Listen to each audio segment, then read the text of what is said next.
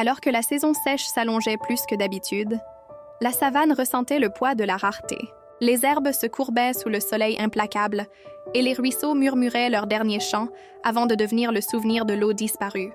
Pourtant, sous cette surface de difficulté, la vie préparait son retour silencieux.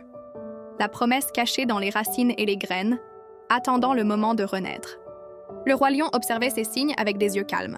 Il avait appris de cette terre changeante que survivre ne suffisait pas. Il fallait faire preuve de résilience. La capacité à se relever plus fort après chaque épreuve. Comme la végétation qui allait bientôt repousser, les animaux devaient eux aussi se préparer au renouveau. Il rassembla son conseil pour partager savoir et plans. Les anciens parlèrent de la résilience des plantes de la savane, qui, après la sécheresse, pouvaient repousser en envoyant des tiges depuis leurs racines et en réveillant des graines dormantes dans le sol. Peu à peu, le vert revint, d'abord comme un voile mince sur la terre, puis, jour après jour, plus dense et profond. L'esprit des animaux s'éleva avec l'herbe nouvelle, leurs mouvements redevinrent légers, leurs appels plus clairs.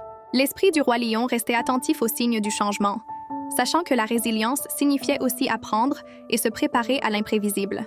Il marchait souvent avec les jeunes, leur enseignant à lire les signes, les nuages qui s'amoncellent, le parfum de la terre, les murmures calmes de l'herbe. Ainsi, le royaume ne se contenta pas de survivre, mais gagna en sagesse, ses cycles de sécheresse et d'abondance renforçant les liens entre ses habitants. La vision du roi lion d'une savane unie, équilibrée et vivante se déroulait à nouveau à chaque saison de renouveau. Et sous le vaste ciel, l'histoire du roi lion continuait, un récit d'esprit et de cœur inébranlable, guidant un royaume à travers la roue sans fin de la vie.